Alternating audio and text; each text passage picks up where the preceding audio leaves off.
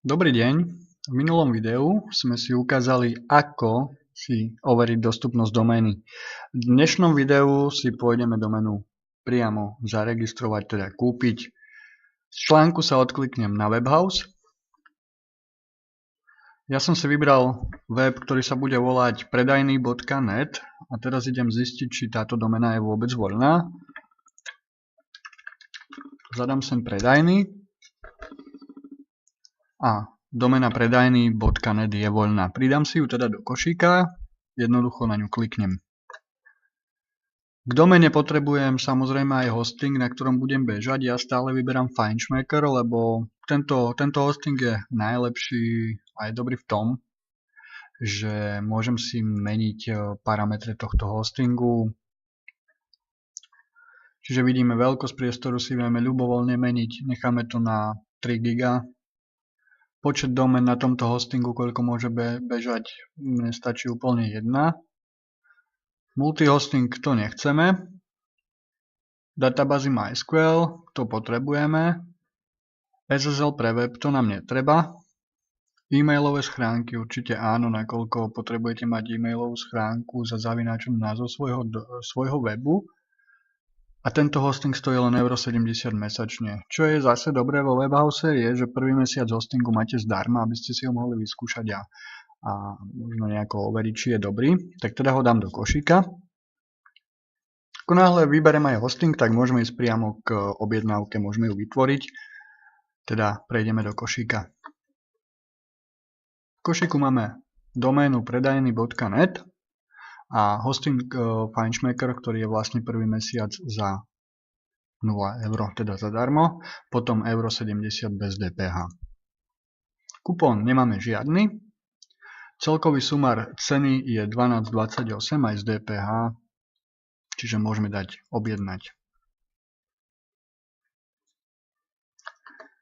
Ak už máte vlastne zákaznícke ID vo Webhouse, je dobre sa prihlásiť, ak nie, tak jednoduchú rýchlu registráciu, kde si dáme meno, Stanislav Šimaľ, ulica,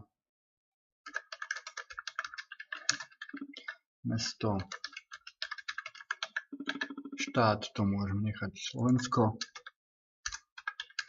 poštové smerovacie číslo, e-mail stanislav@šimal.sk, mobil, telefón, fax to netreba, skontrolovať údaje a objednať.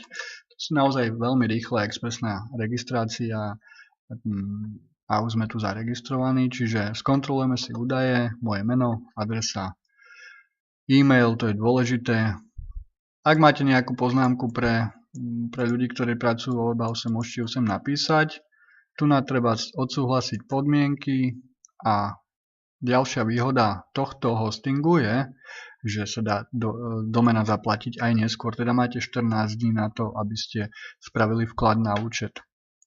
Samozrejme, domena bude spustená v priebehu 2 hodín, ale máte 14-dňovú lehotu na zaplatenie ako už domény a teda hosting je zadarmo, takže pardon.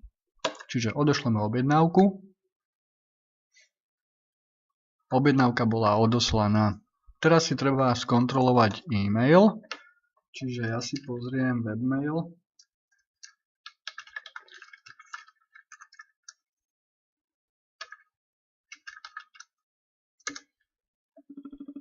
Tu sa prihlásim a vlastne tu na vytvorenie zákazníckeho konta, to je ten prvý mail. Čiže bolo nám vytvorené zákaznícke konto, je potrebné sa prihlásiť v setupe. Vložíme heslo si samozrejme treba zmeniť, aj to vám ukážem ako. A vidíme, máme tu na predajny.net, to sú vaše domény, teda moja. Keď si na ňu kliknem, tak hosting k tejto doméne nemáme žiadny. Teraz si ho bude treba aktivovať, ale ešte ho tu nemáme. Hostingy sa vlastne, FileMaker sa práve zriaďuje.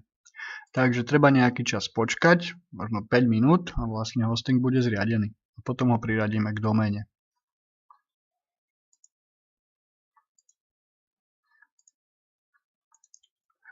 Ak si pozrieme všetky údaje, tu máme údaje o doméne. Samozrejme, doména ešte nebude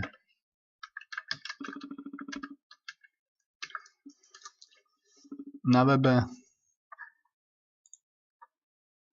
lebo všetko sa zriaďuje, ako aj hosting, tak aj doména, trvá to cca 2 hodinky. Takže vlastne asi takto nejako sa registruje doména. Nič ťažké, v maili máte všetky údaje, ktoré potrebujete mať, to je údaje k úhrade a potvrdenie objednávky. Ak si pozrieme údaje k úhrade, tak tu je suma, variabilný symbol a úhradu vykonajte najneskôr do 10. januára, to znamená 13 dní od dnešnej registrácie domény. Teraz si pozrieme ešte raz hosting. FileSmaker už máme a priradíme vlastne ho k doméne. Takže pozrieme si moje domény, predajny.net, nastavenia, zaktivujeme hosting, priradiť k existujúcemu hostingu FileSmaker bez domén aktivovať. Prebieha spracovanie požiadavky na spustenie hostingu, o chvíľočku naskočí tento hosting vlastne k doméne.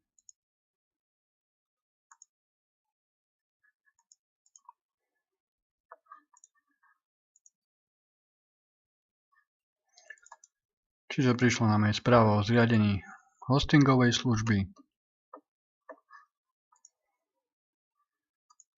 a v reáli, ak sa už pozrieme, tak už by to mohlo byť, ešte nie, ešte stále to prebieha, ale tu uvidíte FileSmaker.